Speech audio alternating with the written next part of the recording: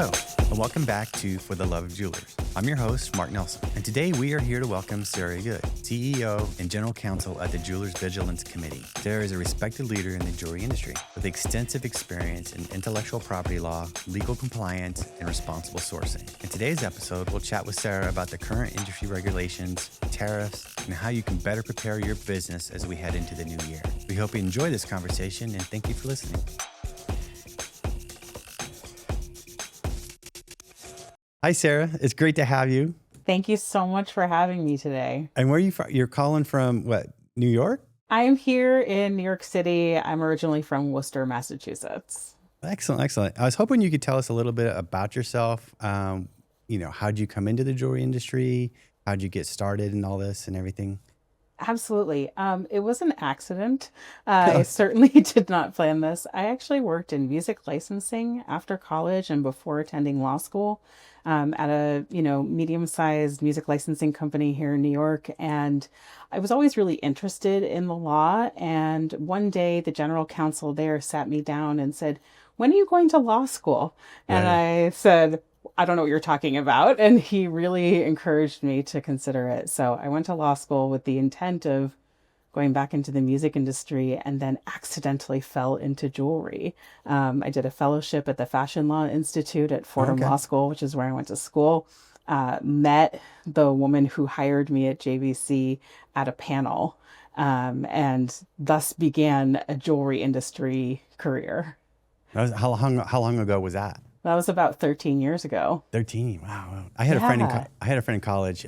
She went on to grad school for metalsmithing and get an MFA. And she's like, "I'm done with this." And she went and got her law degree and ended up working in intellectual property for DreamWorks. Oh, that's a perfect career for a creator. So that's actually what I love about the work that I do in the jewelry industry. It's actually quite similar to the work that I was doing in music licensing before this, because it's all about protecting creators.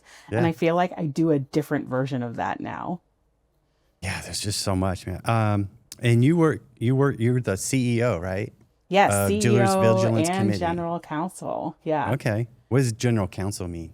So it's a title that basically usually means you're the top lawyer in the business. You get to make all the legal decisions. In this case, I get to make all the decisions. Because you're both. Yes. So what does a Vigilance Committee do? Sure. So JVC is a not-for-profit trade association that is focused on legal compliance in the jewelry industry. We've been around for over 100 years, and the work that JVC does is really encouraging legal compliance in the jewelry industry. I would say about 50% of the time I'm working with our members on some issue that has come up. And the other 50% of the time I'm actually usually interfacing with federal, state, and local governments to make sure that rules and regulations that they create for the jewelry industry are actually achievable for us. Right.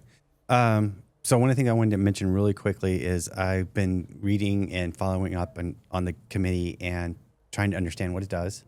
And the history page on your website is amazing. Starts in 1917, and just keeps on going from there. In the last couple of decades, it's been really busy. Yeah, we are constantly doing things. And I just want to credit the wonderful writer, Peggy Jo Donahue, who did so much of the writing and research for that history page on our website. And that was actually in anticipation of the 100th anniversary of JVC. So yeah, the organization was started in 1917 by a group of jewelers who really wanted to work together to enforce the National Gold and Silver Stamping Act, which had been passed in 1906. And that law, which was signed into law by Teddy Roosevelt, and we do have a photo of him signing the bill. That law basically says that a group of jewelers can come together to enforce it. And so this group of engaged jewelry industry members founded JVC with that ethos.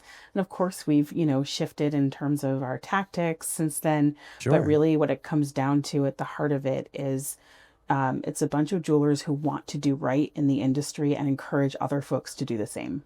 Right. I've kept reading about all the amazing things that the committee's done, and really just not just protecting the industry, but consumers as well. And that's an amazing thing.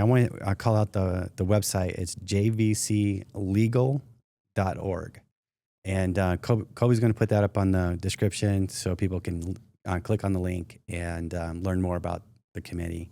One of JVC's primary focuses is helping businesses navigate legal and regulatory compliance issues. What are some of the most challenging or confusing legal standards that jewelers face today? Sure. I would start off with the Federal Trade Commission advertising guidelines for Yes. jewelry.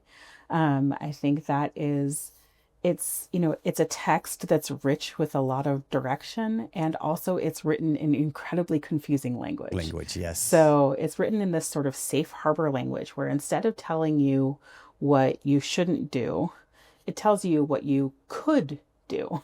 Oh, jeez. uh, and and you have to kind of like make extrapolations from Yeah, there, and that's really challenging. When we would love a list of rules or say, okay, you can do X, Y, and Z and not ABC, but that's not the way this text is written, and part of that is because it is just guidance material. yeah, But it really does outline how folks at the Federal Trade Commission look at and review jewelry advertising. right, So we see it as our mission to make that very confusing text legible for people and to help them ensure that when they are advertising their jewelry that they're doing it correctly. My right. favorite example of something that appears in the FTC guides is actually about pearls. So the FTC guides say that you can't advertise that something is a cultured pearl without using the word cultured, and it has to appear right next to the word pearl. Because if Okay, you just say pearl, you're implying that it's a natural pearl. right. Now, as industry practitioners, most of us know that like 99% of the pearls sold on the market are cultured Cultured. pearls. So Yeah, you might think like, well, I don't have to tell anybody that. They of course they know that. But in fact, the FTC says, no, no, no, no, you must disclose that it's a cultured pearl. And if you use just the word without additional information, you're implying that it is a natural pearl, which most of us can tell from the price of a listing anyway. right, right. And is this covered in that downloadable? What is it? I had a note here. The FTC guidelines. Yes. Uh, So we okay. have a downloadable guide to understanding the FTC guidelines, and that is covered there along with all kinds of other things about hallmarking and advertising natural diamonds and laboratory grown diamonds and Yeah. what varietal names you can use and all kinds of things like that. So one of the questions I always got was definitely about hallmarking, and I Hmm. would tell people to go to JVC and download that pamphlet, and then it's on them to kind of figure it out because it's there. And Yeah, my question is really, at what point in a jeweler's career should they really start seeking out to JVC for some help? Um, when they're selling on Etsy or on the way up, all the way up, or absolutely. We have memberships designed for students, oh, actually. students So even. we have Okay. a student and emerging designer membership that is $100 a year. So it's a really low entry point into being a JVC member. We think legal compliance is important at all levels of the trade, and that Yeah. early exposure is incredibly important because then when you advance your career in the jewelry industry, you're going to remember, oh, I remember that thing that I learned about hallmarking, Yeah. and Yeah. I got to make sure that we're doing it correctly. Right. And so, we think that that's useful.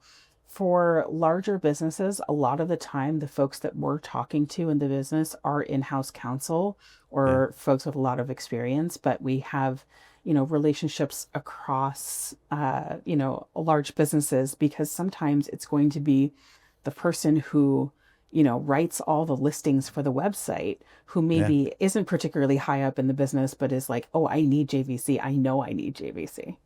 I even saw that you had something for influencers, Yeah, social influencers, yeah, absolutely. because There are, they're in the business too.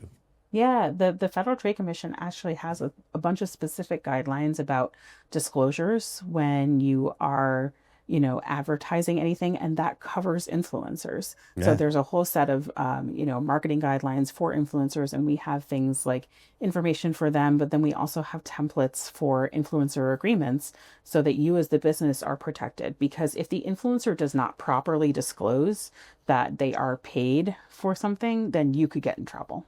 Right. Right.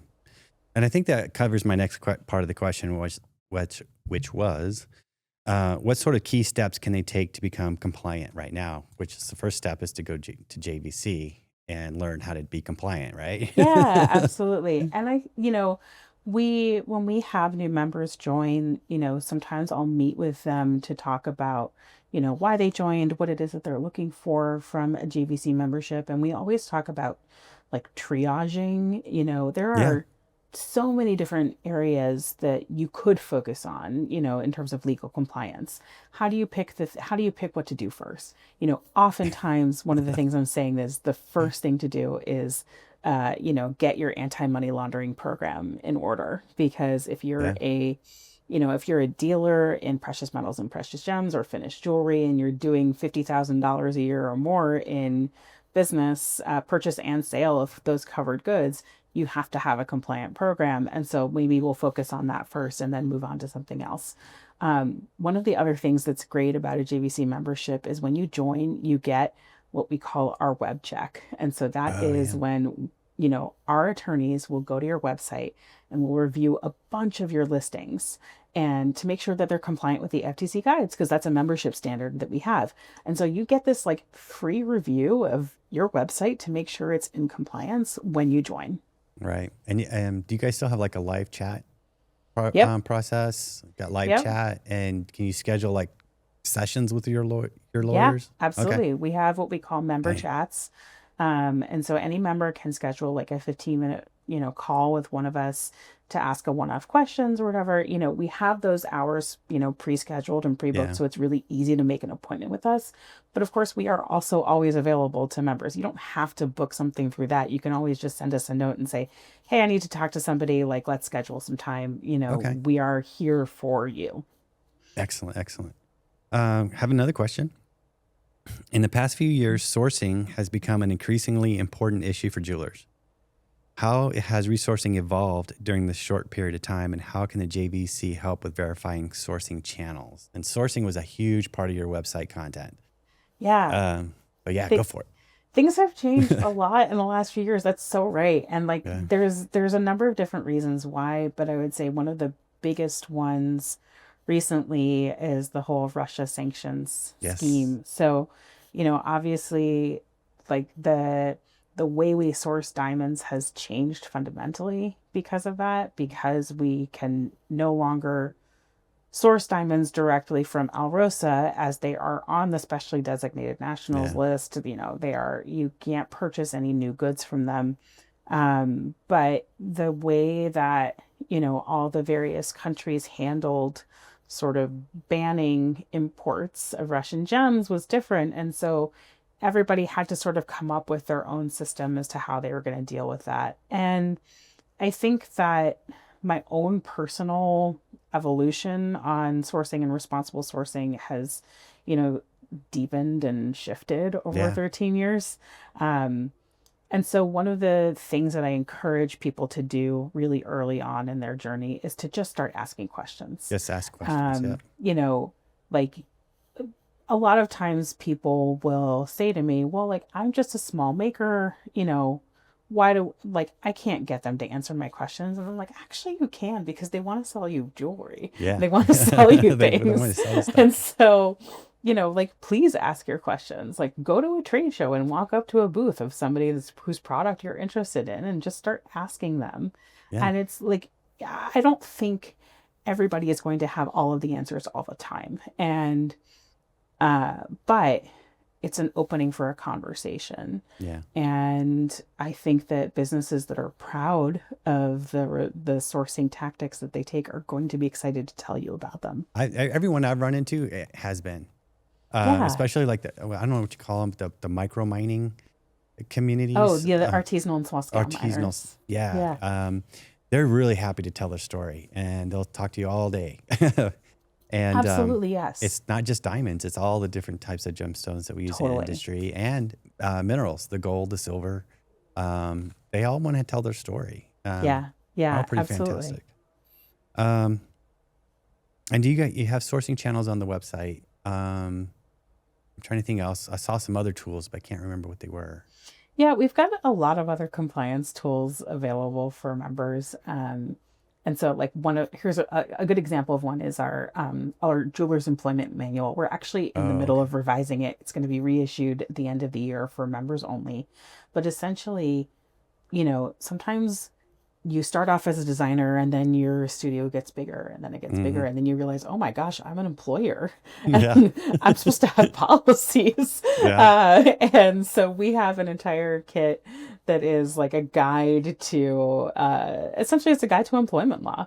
So it's like, how do I, what are the rules that I'm supposed to think about when I'm hiring and employing people? How do I make sure I'm not discriminating against Right. people? Right. What kinds of trainings are people supposed to get? So, for example, in New York City and in New York State, you have to do an annual anti-sexual harassment training, and that's Yep. been the law for a couple of years. And that's not true in every state, but each state sometimes has their own regulations. And so we've got a jeweler's employment manual that will help you write an employee handbook and help you decide on what policies you want to have as an employer. Okay. Quick question. Will it cover husbands? Because half of my students were men who were sent there by their wives No to make. way. Yeah, no, I'm not kidding. They would be like, "Why are you here, dude?" And he's like, "Her business is taking off. She needs help in the shop, man. I'm making the jewelry." Yes. So then the So, answer is yes. If they are employed by the business, then it okay. definitely includes them. Today's episode is sponsored by Lynx Burrs. Hager and Messinger manufacture burrs with some of the closest tolerances in the industry. Lynx Burrs cut cleanly, without chatter, and won't grab or roll over your workpiece. Save 15% with promo code LYNX15 through October 31st. Thanks again to Lynx Burrs. Now let's get back to the episode.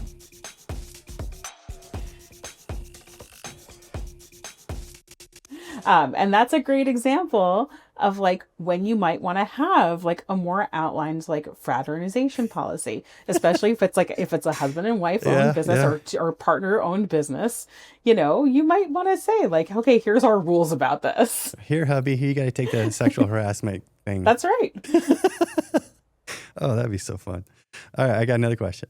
Intellectual property, and this is right up your alley. Intellectual property is often misunderstood as vital but is vital for protecting a jeweler's creations. What are some of the most common errors and misunderstandings you see businesses make regarding intellectual property, and what advice do you have for designers who want to safeguard their work? Sure. Um, I think people think that copyright protection is either really easy to get or really hard to get. And there's not a Yeah, lot of in between. yeah. And the truth is actually somewhere in between. So, Oh, okay. when you make a new jewelry design, as soon as you draw it out or you make a CAD file, you own the copyright to that piece. You don't have to do anything to get it. It's like a common law copyright Okay. that attaches to it as soon as you have, quote, fixed it in a tangible medium. That's a direct quote from the law.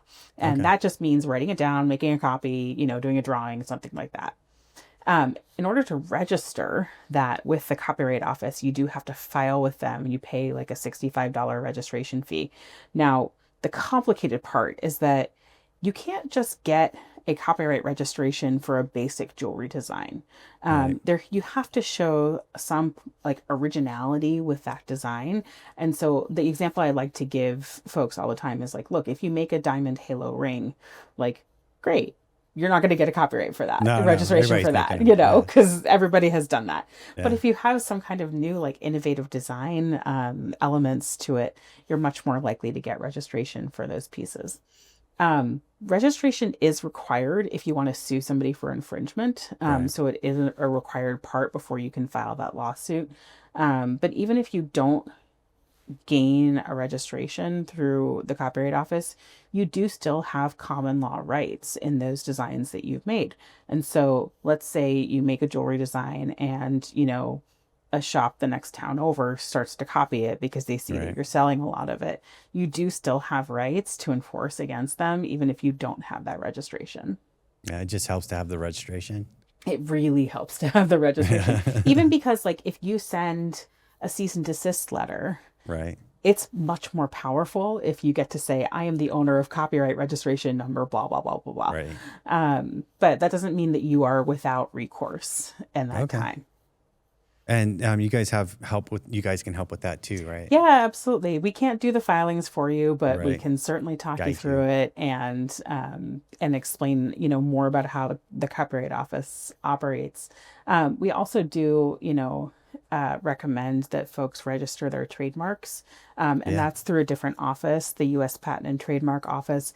It's a more complicated registration. The Copyright Office registration process is designed for artists, Okay. but the Patent and Trademark Office is far more technical. And so for that, we do recommend that you hire an outside attorney to pursue trademark registration. And I saw that on your website, you had a list of lawyers that might be able to help. Yeah, absolutely. We have our law firm finder, which are, law firms that have partnered with JVC to, show their expertise in the jewelry industry and, to really provide a lot of resources for our members. So we have them write guest blogs or, guest articles for our website, and they do webinars with us, but then also we can refer out to them when folks need their own attorney. That's one-stop shopping, man. That's right. It really is. Got another question. Yeah. Regulations are a constant challenge that impact jewelers' day-to-day operations. Looking into your crystal ball, what can businesses expect in terms of increased scrutiny or changes to tariff compliance in the future? Oh, that's such a good question. And you know that the answer changes every day with I know, right? tariffs, right? So, but here's what I will highlight for right now. So, we are at a point in the sort of tariff scheme of what's been going on with this administration where we're actually getting up to a real inflection point. So, two major things have happened. The first is that the administration released something called Annex 3, and it's basically a list of products that they have said, hey, we're willing to give you zero tariff treatment for these products, but we're going to negotiate it in each individual country deal. So that's why Oh, you wow. saw a couple weeks ago that the EU has finally negotiated that. And so any loose diamonds, color gemstones, or natural pearls that are country of origin in the EU are now eligible for tariff-free treatment. So that means, like, if we're talking diamonds that are cut and polished in Antwerp, Yeah. color gemstones that are cut and polished in Idar Oberstein, Germany, things like that. They have to be country of origin in the EU in order to be Okay. eligible. So if you cut your diamond in India and it gets sold to you through Belgium, that's I, nice, but you're still paying the India tariff right. on that. Okay. There's, and Annex 3 is not just about jewelry goods. There's a lot of other products on that list, including things like coffee and tea and kiwis and just like lots of other natural resources that we don't have access to in the US. So that is now, we know that that's a pathway for Right. lower tariffs or no tariffs, as it were. The other sort of parallel thing that's happening is that the Supreme Court has agreed to hear a case about the authority that President Trump is using to enact these tariffs, which is a law called the International Emergency Economic Powers Act, IEPA. Jeez. I may have gotten emergency and economic in the wrong place. But essentially, a wine distributor in New York sued the Trump administration earlier this year, basically saying they didn't have the authority to enact these tariffs the way that they were doing that. And the case has made its way through the court. So at first it was at the Court of International Trade, which is a lower court. Right. Then it moved up to the appellate court, and the appellate court upheld the lower decision, saying that those tariffs were illegal. And that case has now gone to the Supreme Court. So on November 5th, the Supreme Court will be hearing arguments about that case, and then they could issue a decision about it anytime between then and like the end of June. And so we'll get the Supreme Court's view on whether the president has the authority to actually do this or not. So those are two things that are happening in parallel, which is super interesting. It's crazy, man. And change. It's just wait 5 minutes. It's going to It change. is, I think the most difficult part about all of this has been the lack of ability to plan, honestly, because Yeah, and that's all we want. Yeah, you know? exactly. Like if we all knew, like, okay, we're going to have a 15% tariff flat across the board for the next 4 years, fine. like everybody could adjust for that, Right. and you can say like, okay, like I know what to plan for, I know what to do. It's the changing rates, the volatility, that I think has made it really difficult for people Yeah. to make decisions about their business long term, because you don't, certainly, like, let's say you're producing a lot in China right now, the China tariff rates are very high, Yeah. and you might decide, oh, I really want to move away from that. But if the country you move to is going to end up with rates that are just this, almost as high, what's the point? Right. And disturbing those sourcing relationships are have caused a lot of angst, honestly. All the time. There are people who are like, I've been working with my, Chinese partners for years. I trust them. I know the quality, and I don't Yeah. want to move away from them. And so that, I think, has been one of the most difficult parts to navigate. Yeah. And I work on the sales floor upstairs, and Yeah. I just listen to conversations all around. I work right next to the international team, Yep. and they are, they're talking to the customers and all across the world, and everybody's just like, "What's going on?" And it's like, "We don't know, man. We don't know." We're just all hanging Yeah. tight. Yeah. And that's, it's not to say that tariffs are always bad, or tariffs, can't be done in ways that make sense. Like, they certainly can. And I think one of the the legal points that they've highlighted in this case is that there actually are plenty of other ways to enact tariffs. They just Right. involve things like hearings and exclusion lists, Due and process. a much more sort of stable, predictable process. Right. And so that's, there's at least some hope that, if the Supreme Court decides that they agree with the two lower courts and they overturn this, that, the tariff policy might be a little bit more stable going forward. Yeah. Let's hope so, for sure. Yeah. Um, so on top of that, next question is, do you foresee any major ethical or legal challenges for the jewelry industry in the next, say, 5 years? This is Crystal ball moment. yeah, it's, I still feel like am so bogged down in tariffs that sometimes it's hard to sort of look to the future with this. But, um, I do think that as our industry is really international. It's Oh, incredibly yeah. dependent Worldwide. on, products that come from around the globe. And I think that, there is just general instability right now, in Yeah.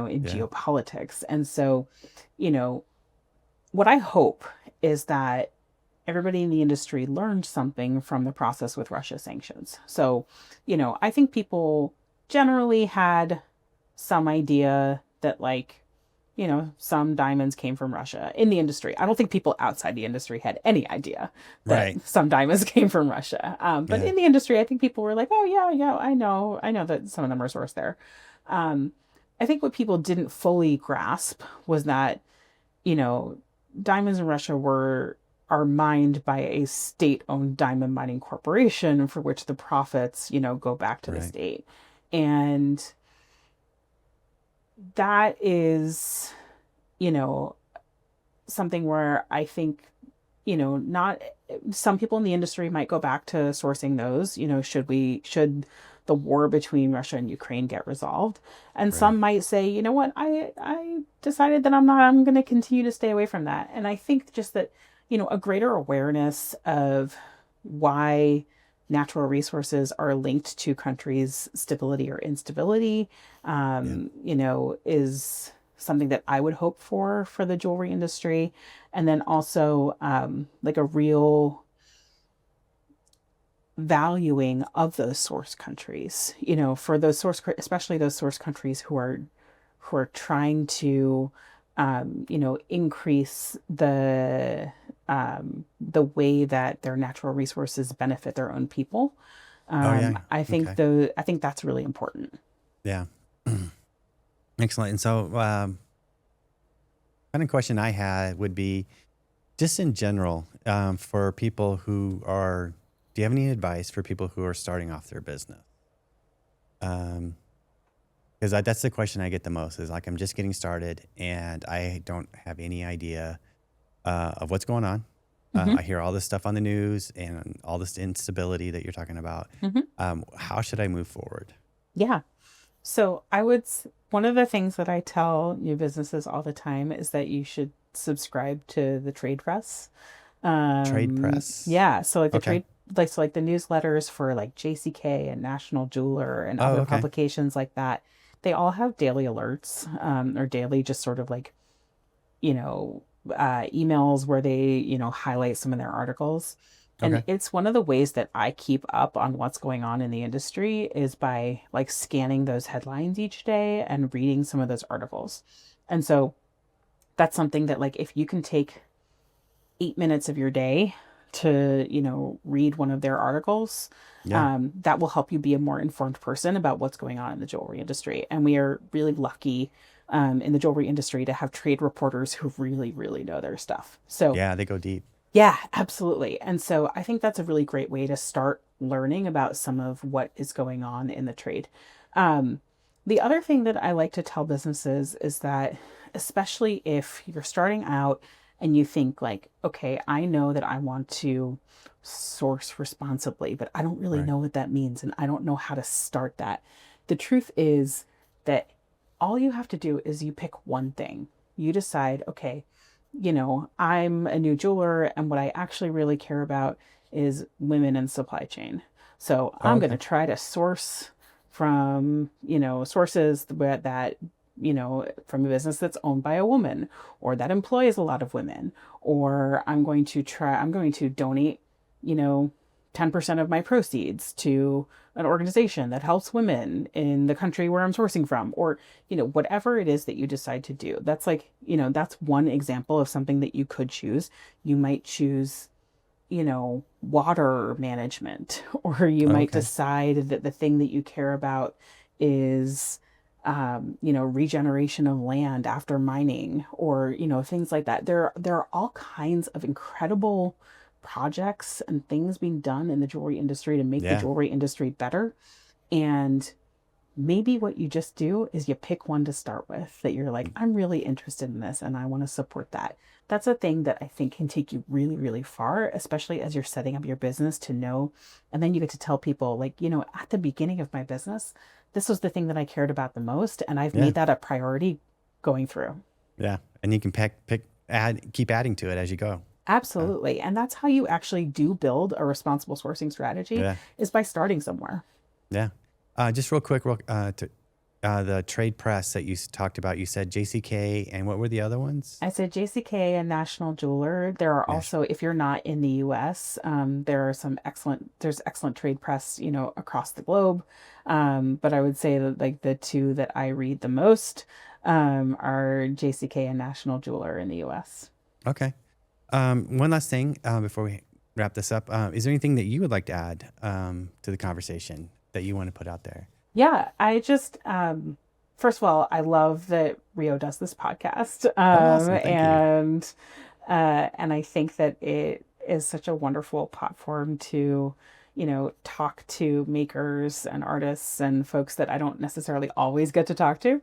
Right. So thank you for having me. And I just want to share that like the work of JVC is powered by its members.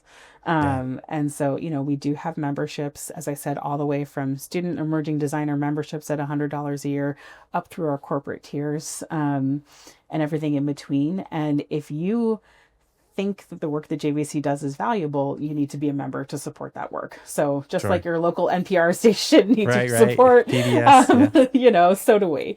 But like also, we care really deeply about our members and the way that they are, their businesses are surviving and thriving in this current climate. And that means that like we're going to do literally everything that we can to make sure that your questions get answered, that your needs are met, and that sometimes that turns into like wacky projects that we end up Right. working on. So like my first couple years in the industry and working at JVC, there was a question where like one day somebody called our office and they had inherited a piece of ivory, and they didn't know what they were Oh, allowed to do with it. And right. I was like, well, I don't know what you're allowed to do with it, but Let's let me find go out. find out. And that ended up turning into like a years long project where we like put out a special publication about, how animal products are used in jewelry, what the regulations are. You have to, if you're importing it, you have to get a license from Fish and Wildlife and Right. do it through a specific port. And, it's not an easy process, but that's a great example of something where we learned so much because of just one phone call that we got in the office. Yeah. So, any legal question that you have, anything that comes up where you think, gosh, I'm just not sure where to go with this, that might turn into something really, really cool for us. So, we I like know, right? strongly encourage, that communication. I totally relate. When I was on the tech team, I would get the same kind of questions, just totally random. Like one was, what is this? I need to find a scorper. I'm like, what is a scorper? And it took me I don't a know what that is. month. Yeah, I looked up in a really old encyclopedia, Jeweler's Encyclopedia. Yeah. It's a hand engraver. It's what the English called a hand Oh, engraver back in the 18th century. great. It's like random. Now I The, know. the list of jewelry terms that I now know is really, really helpful for doing the New York Times spelling bee. Oh yeah, for sure. Sarah, I can't thank you enough. I can't. Jewelers Vigilant Committee, and that word vigilant sums it up. Um, I mean, I was reading the history and the passion and the issues that you guys find and correct and protect consumers and the jewelry industry from. You guys are so vigilant. It doesn't seem like there's much that you guys are missing. You're just like always on the lookout for something that needs to be fixed or defended or changed.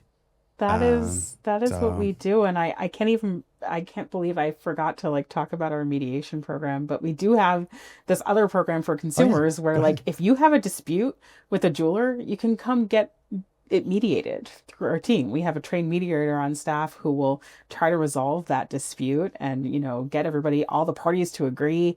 And, it's an incredible resource for the industry that costs like almost nothing. Yeah. And so, it's just another example of like how we are here to help. And it's still looking to find new ways to help too, for Always, sure. always. Thank you so much, Sarah, and really appreciate having you. And hopefully, I'll get to meet you at one of these trade shows sometime. Absolutely. Thank you so much. All right, take care.